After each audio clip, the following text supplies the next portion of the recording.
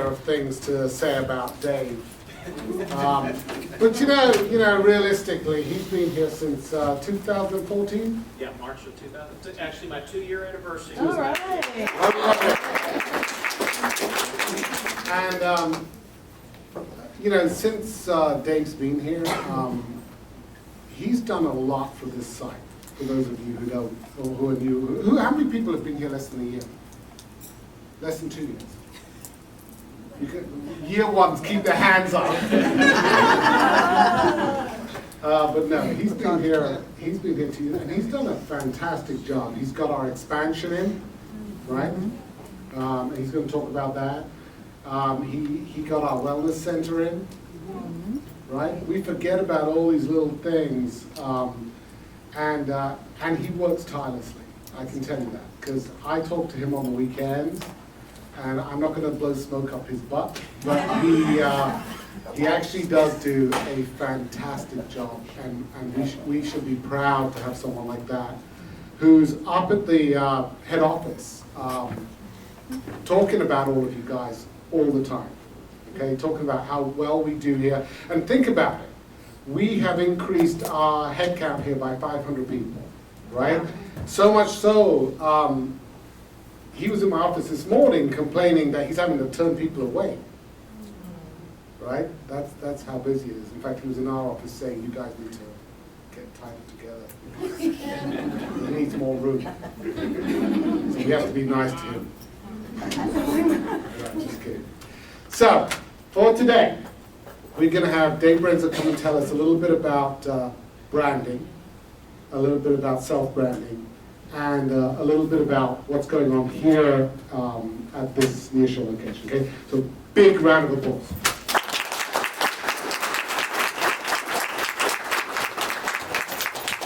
Good. Could everybody hear me back there? Yeah. Okay, great.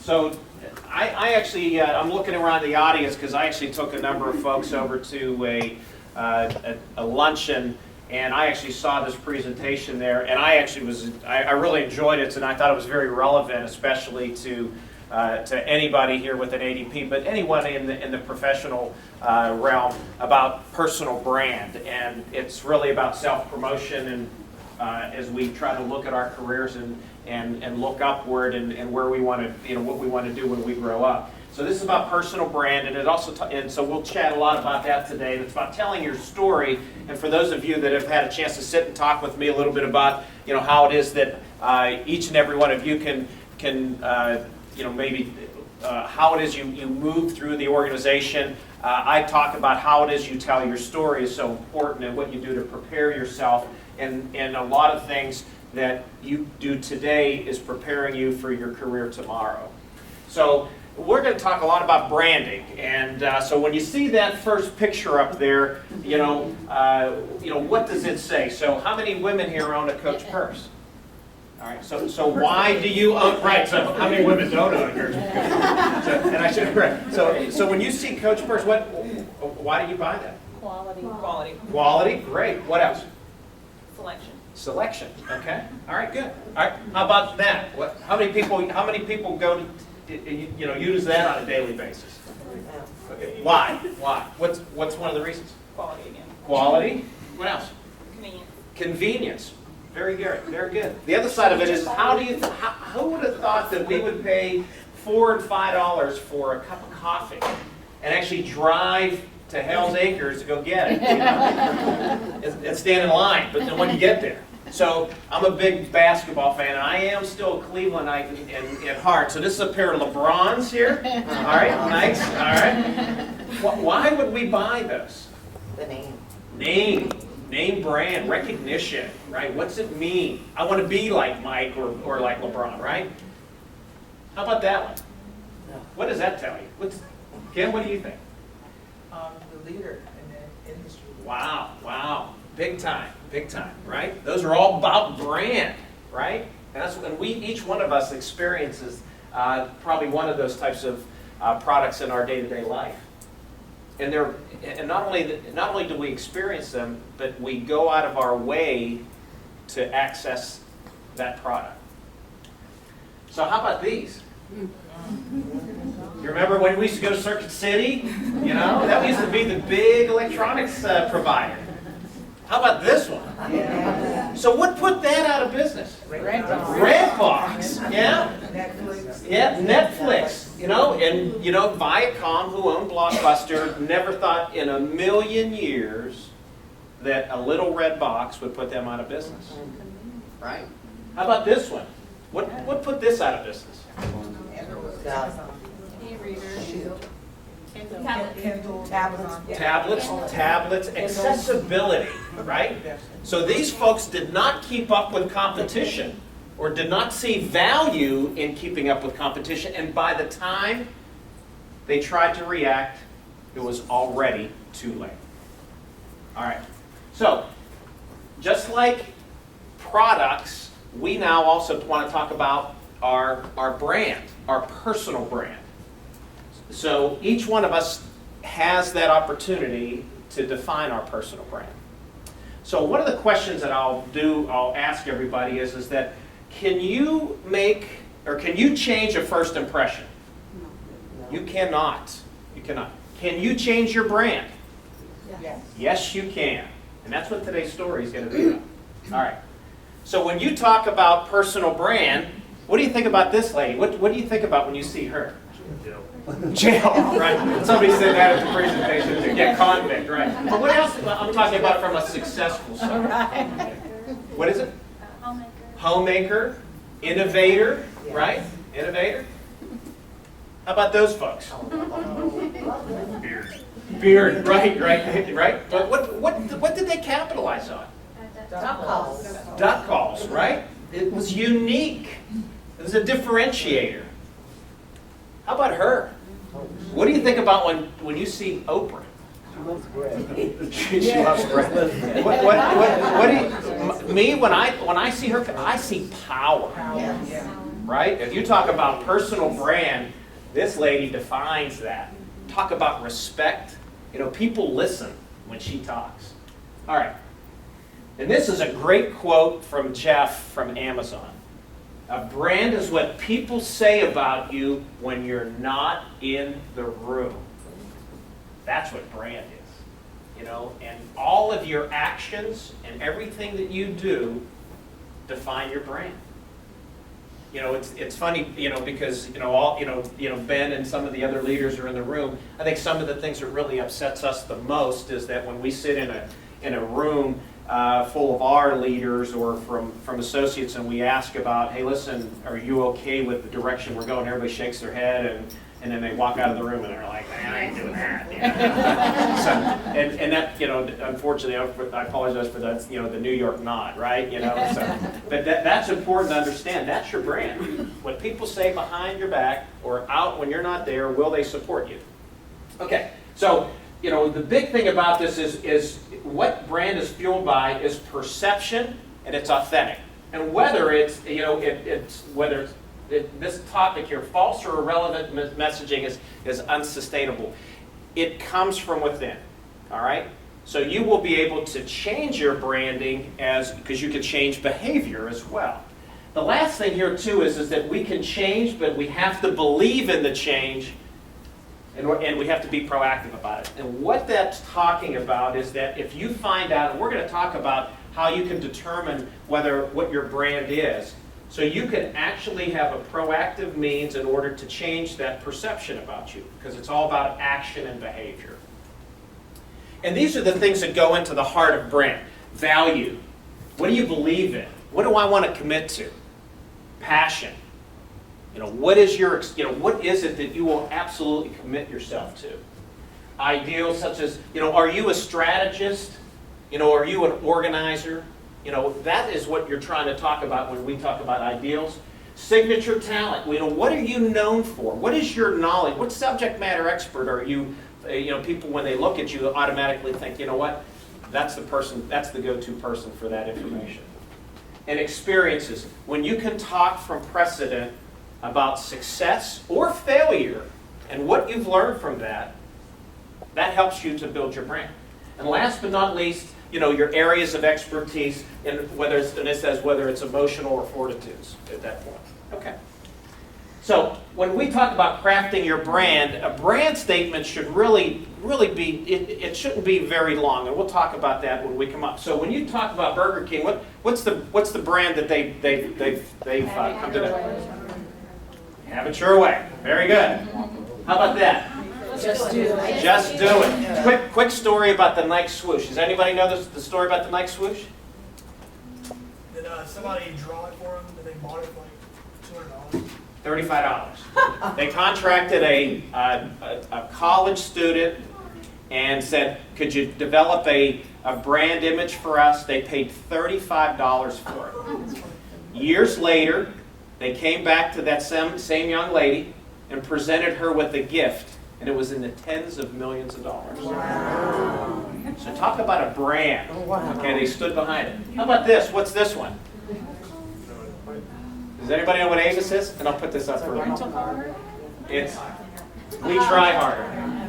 Could you imagine going to your boss, hey, I'll try harder, right? I don't know about that. That's a tough one. That's a tough one. So when you craft your statement, that's again, it shouldn't be very long, but I mean, it's also something that you should kind of live by. And these are the same things we went about before. What are you passionate? What are your personal attributes? Who is it going to serve? What's your audience that you're going to market this to? And then what's the differentiator? What separates these folks from their competitors or the people that you're in the same market with? And again, we talk about unique and what value do you provide? And we just went over that in the previous slide with the ideals and passion.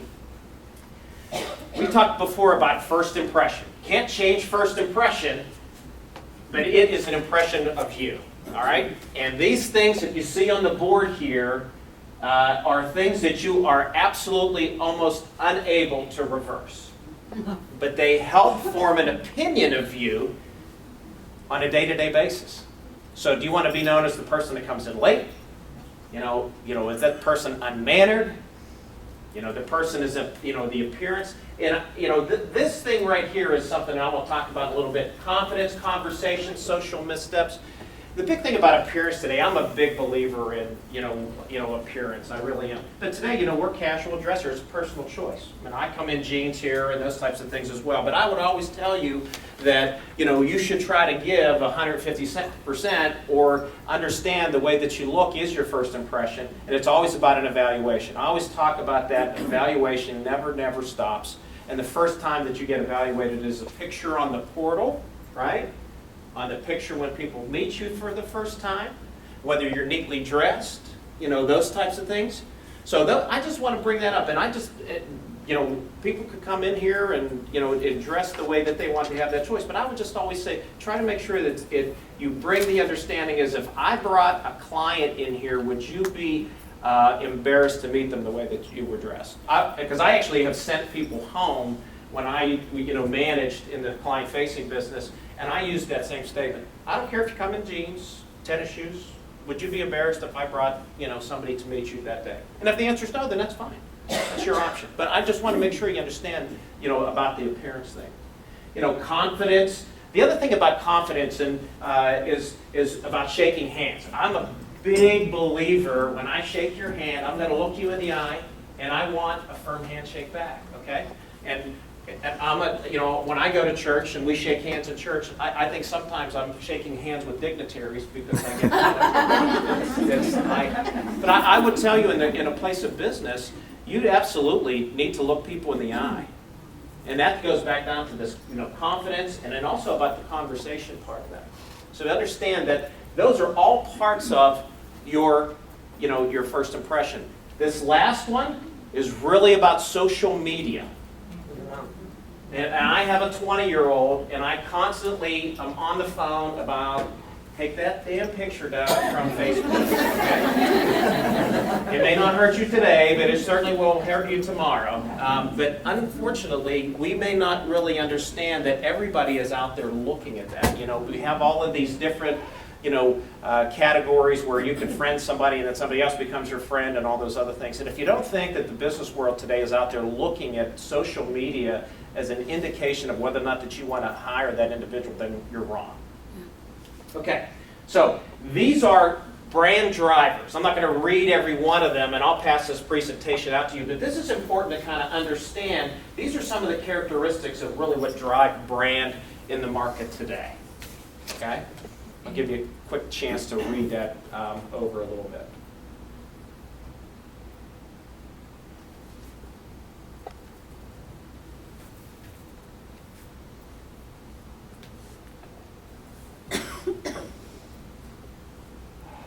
Okay, for you Evelyn Wood readers, I'm going to go on. All right. Okay, so this is going to be the next exercise I'm going to talk about is kind of short and sweet. This is something talking about the way that you perceive yourself. That's your internal brand, right? And your external brand is the way people perceive you. And the middle, the congruency, is really where you need to pay attention to and be proactive about what you may need to change in your brand in order for you to be perceived differently. So the worksheet is this. List on the left, your internal, and then ask for feedback. Are you willing to go and put yourself out there and ask for feedback from people that deal with you every day to understand what your brand is or how you're represented in the workplace or in social life today? And then in the middle here, these are the things that the like statements are the ones that you either need to work on or keep strength on. So here's an example, okay? So here's internal. These are the things that, that people said positive about it. So this is the congruency here. But these are some of the things that, hey, the person's verbose, condescending. But those are things that you may need to work on. So it's an opportunity if you want to challenge yourself to go and do this kind of this quick practice. It's interesting because we do this as leaders a lot of times with our 360 evaluations and those types of things. So, I would challenge the associate population that this is a quick and dirty way to do it. And it's a great exercise to figure out what you might need to look at from your branding. A branding statement really helps in all of these areas, whether it's increase your earnings potential, whether it looks at, your credibility, leadership role, an opportunity for a leadership role. Because one of the things that we leaders, if they can redefine themselves or do things in order to change perception, or because we're always, we also are humble in nature. What I mean by that is we also are it's okay to say that you're wrong and that you may need to change a behavior or a direction based upon, feedback. But the big thing, again, is just to take into consideration these 4 roles real quick here. Branding takes time. It's not a pill, right? You get better in the morning. You got to work overtime because it's about actions, and you got to walk the talk. First, you got to find out what's wrong or what's perceived incorrectly, and then be able to take the challenge and move on. The other side of it is that it says branding never doesn't work. Either it's a positive or a negative response. The other side of it is that you got to work at it. It's always a human interaction. It's always about talking with people. It's about showing people that you're willing to change or strengthen those factors that really make you a good leader or have a good branding solution. The big thing about it is it has to be genuine. Whether you have faults or realize the fact that you have things that are things you may not be able to change that may rub people the wrong way, but you just got to recognize some of those things, and then maybe you should be able to divert attention away from those. But it's important to understand that you got to be genuine in this whole practice as well. But it helps you to kind of to figure out who you really are, and your fellow workers and your network can really help you define yourself. Okay. That's my branding presentation, and I wanted to go over some other things with regards to the region before I go on. But before I go on, does anybody have any questions about branding or those types of things? So, does anybody have a branding statement today? What's your branding statement? Let's make it happen. Yeah. I think, as Eddie mentioned before, and I appreciate the kind words that he said, is that I think as leaders, we have to really make sure we understand what's important to our audience and the majority of our audience, and we have to take effect. We have to make timely change, and we have to also make sure people understand why. All right, and that's why, and that's how you can get results, because we're a results-driven company. But those, you want to try to keep your branding statement to probably 3-4 words. They say 2 sentences. I still think that's just that's just a little bit too long. For me, it's just let's make it happen. Let's go. What do we need to do? We got too many decisions to make to stumble on one or two. The other side of it too is you got to be very honest, because you're going to talk to so many people, you're going to forget what you said. So that's my big mantra. Any other questions? When you're branding your coaches and sponsors, how important are they? Oh my goodness, that's a great question, Irene. The question for the folks that were in the back of the room that may not heard it, how important are your mentors and your sponsors in your branding statement or understanding what your personal brand is? If you folks do not have a mentor, I'm a big believer in the mentorship program or even a coach. And the reason being is that you should be able to go and ask that mentor or coach, would you hire me? And if the answer is yes, then let's build upon the strengths that make you say yes. But if the answer is no, that's okay. It's just going to take the relationship in a different direction. It's going to try to figure out what we really need to work on to improve me. So the answer to that is absolutely you should be talking to your mentors and your folks about how would you consider me, or what would you consider my brand to be. That would be a great exercise for your mentor or your coach to do from an external perspective and versus an internal perspective. Great question. Yes? My question is, other than the frosted glass that used to be on the door when we first came in some years ago, what was it that you saw or didn't see that made you realize there needs to be some branding in this building for ADP? Wow, that's a great question. So and that was a big pet peeve of mine.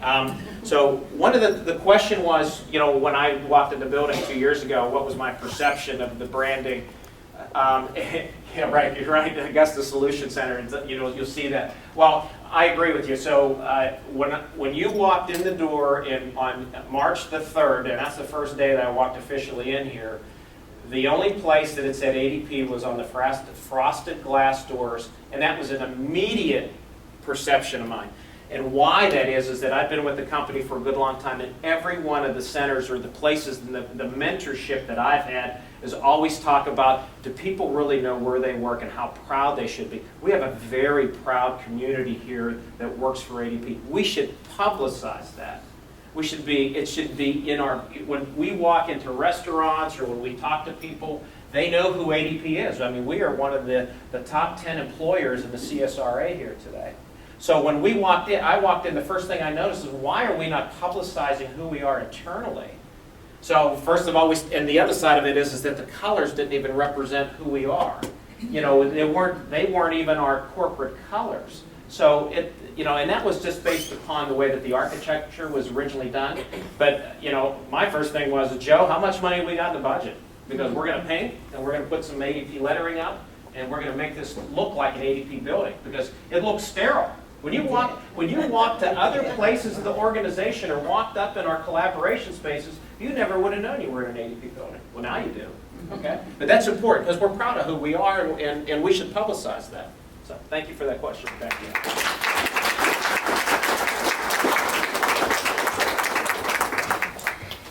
Okay, seeing as Dave's taken up all the time today, I think, you gonna give her a mic? I will. Somebody? All right, in the meantime, this is Rebecca. I'm going to introduce her while she puts her mic on, and I'm very quiet, so I don't really need a mic.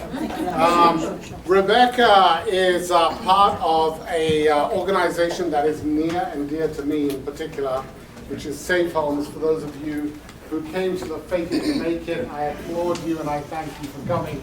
And no, we are not dressing up today for it. That's right. We, as an ADP group, have supported Safe Homes for the past 5 years, I believe, and including their new home. Rebecca's going to talk about it. Rebecca has been a nonprofit for the last 4 years. She has a son. She's here because her husband's in the military.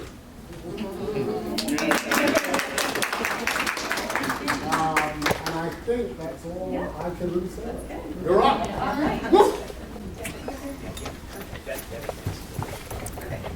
Hi guys. Hi. Thanks for having me.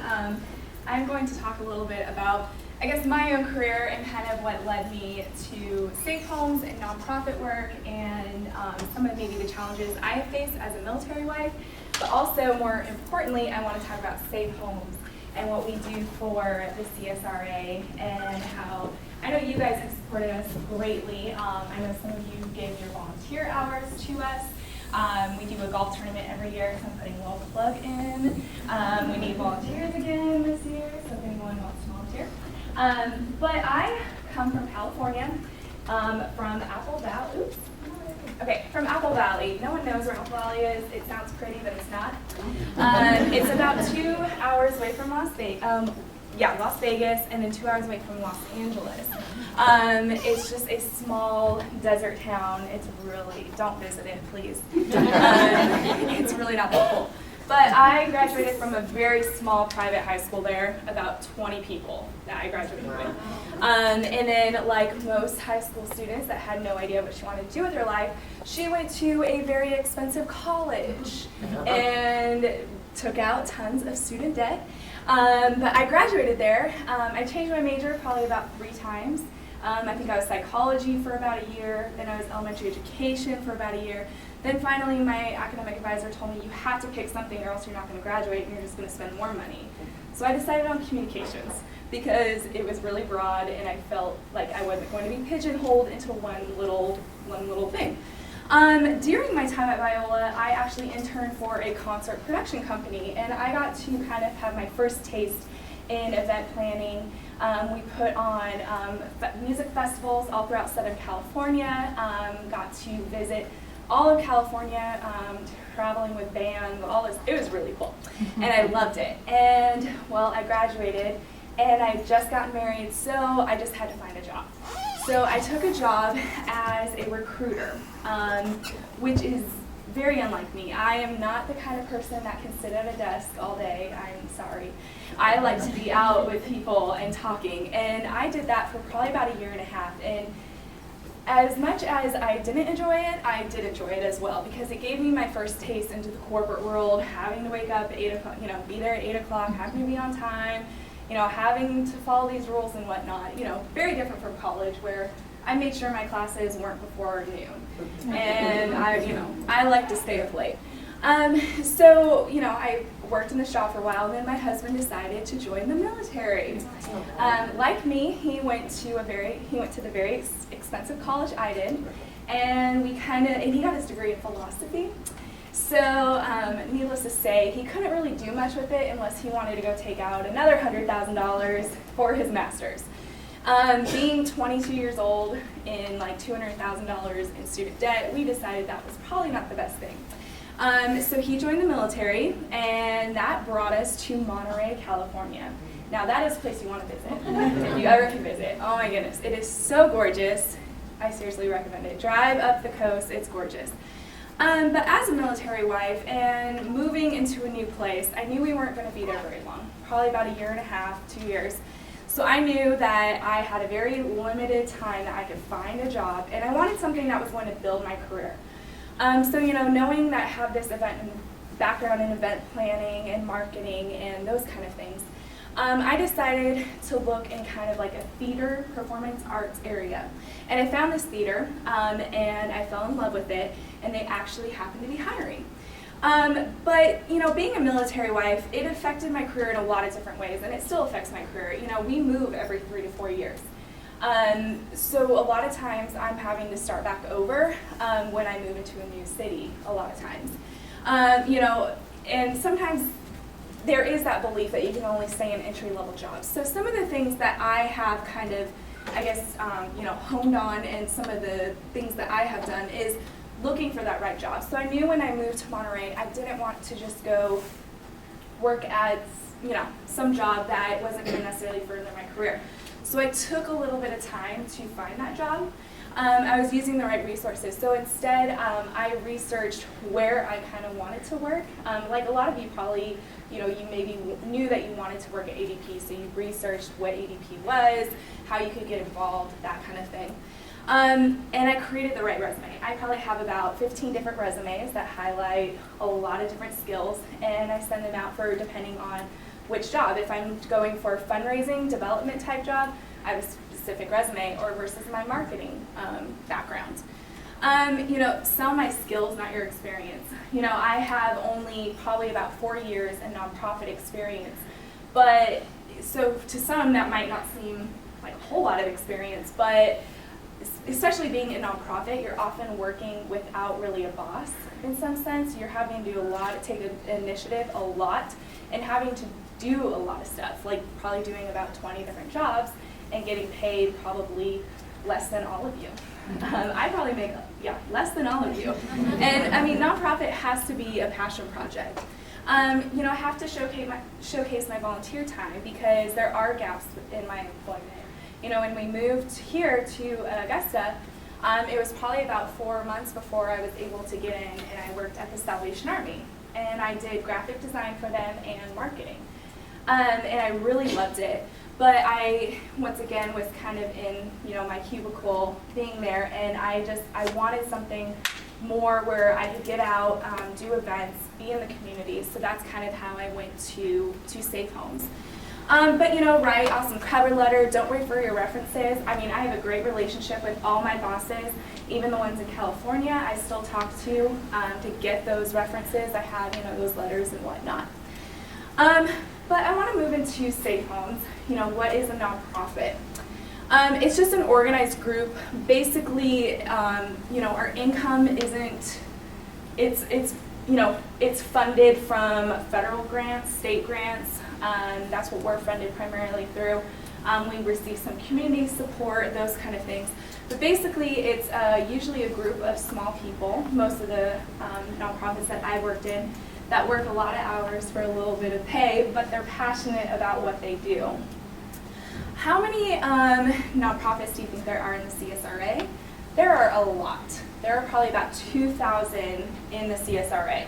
So that's huge. A lot of us are going after the same people, after the same money over and over again.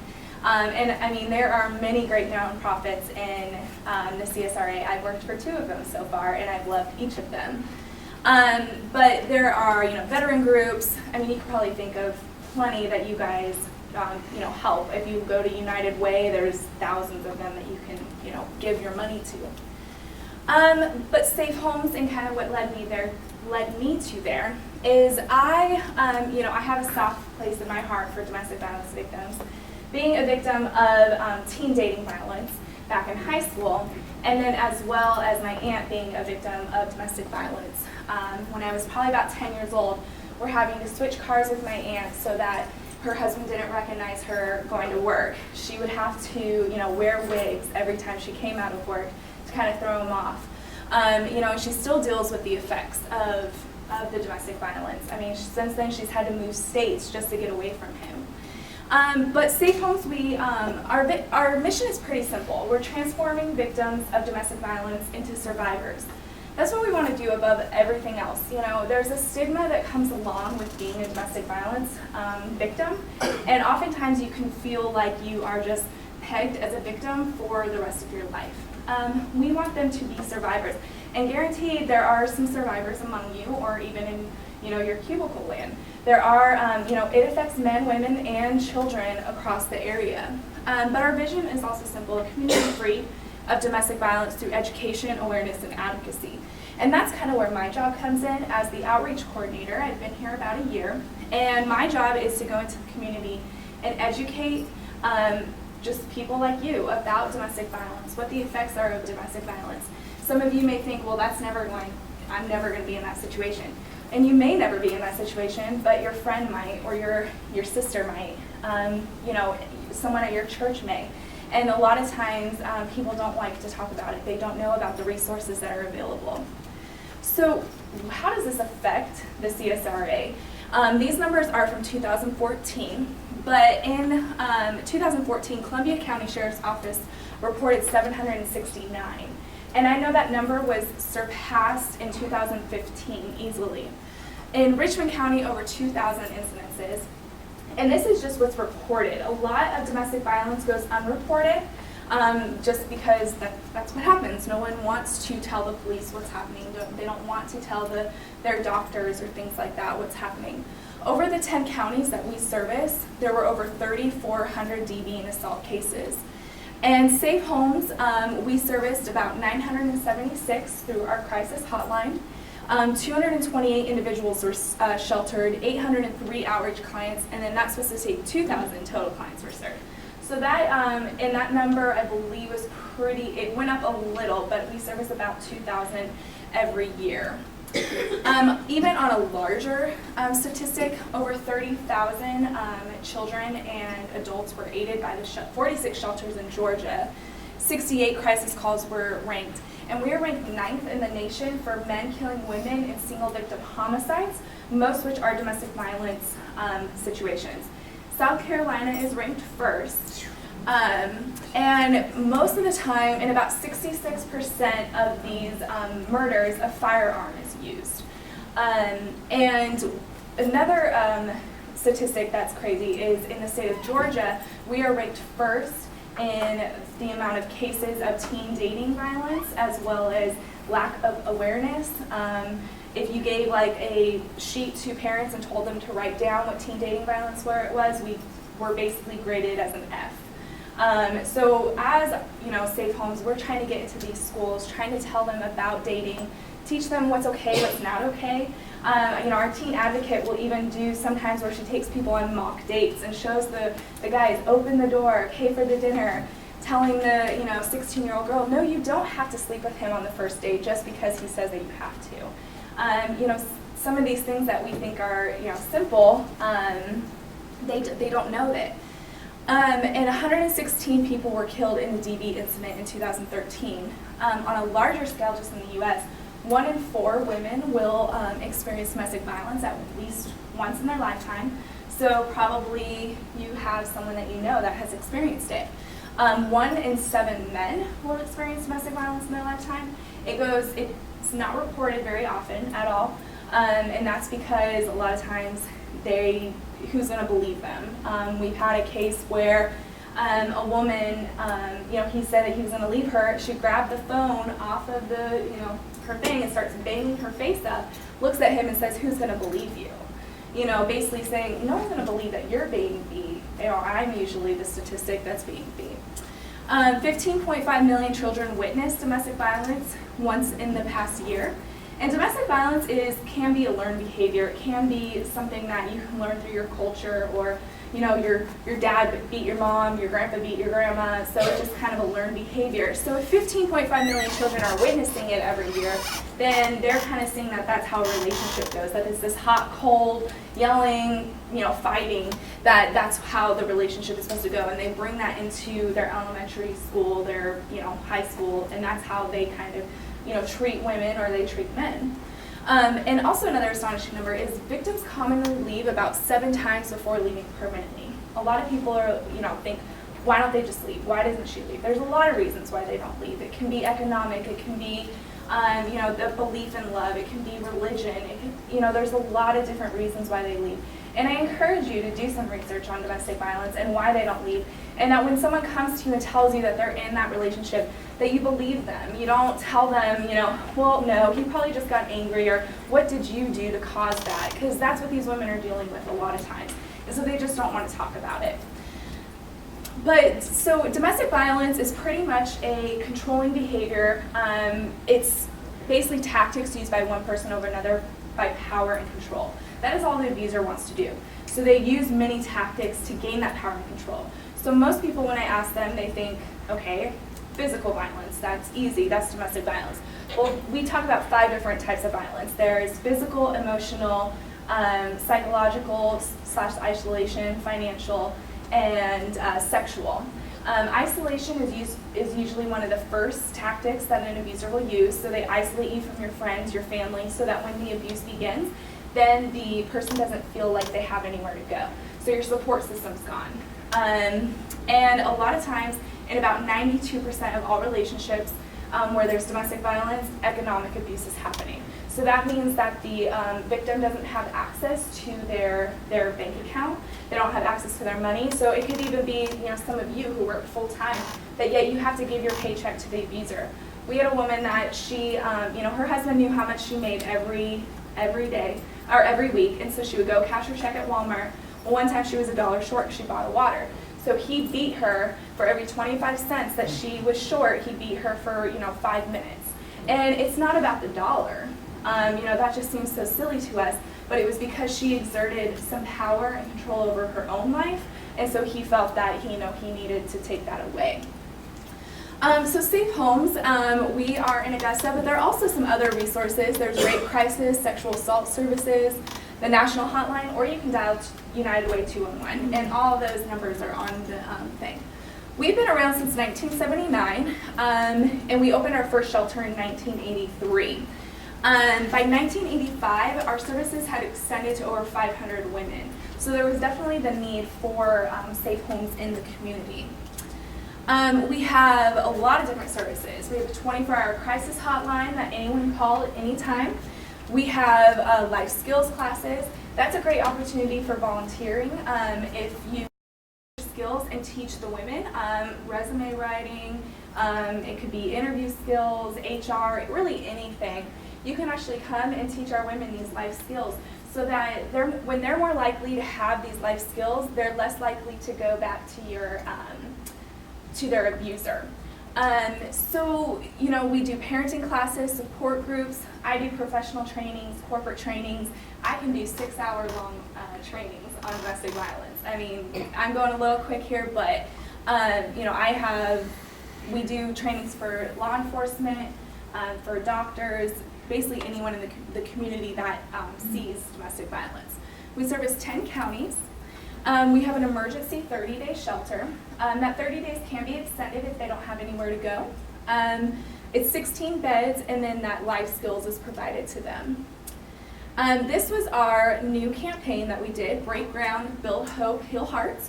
We set out to raise $3.1 million, $2.2 million of that being to build our new facility.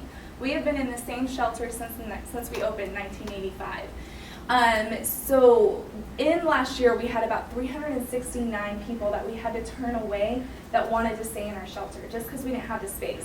We won't turn anyone away from us that wants to use our legal services, our financial services, those kind of things. We can see them. But when it comes to our shelter, we're just limited on the space that we have. So we saw the need, and this is the shelter side. This is what our shelter side is going to look like.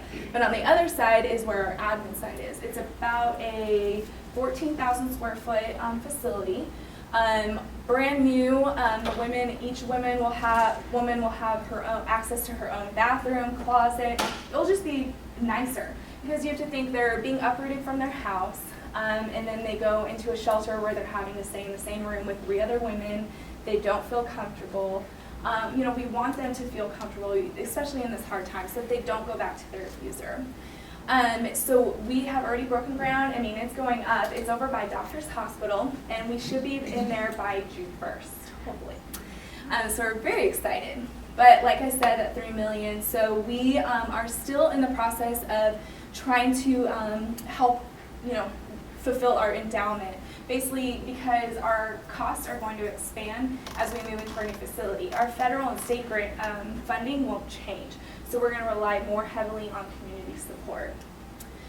Yeah, so that's a little bit about Safe Homes. Any questions? Yeah. Okay, but are you a United Way member agency? Yes, we are. So I know some of you that donate to United Way, you can designate that it goes all to Safe Homes if anyone is interested, or even just a portion of it, but we do receive funding through United Way. Yeah. What are you mentioned before you had you house women and children. Mm-hmm. What are the ages of the children that you will allow stay in the facility?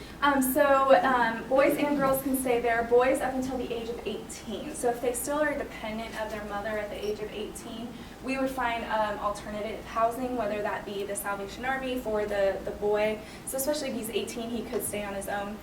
In some circumstances, we have put people up in hotels,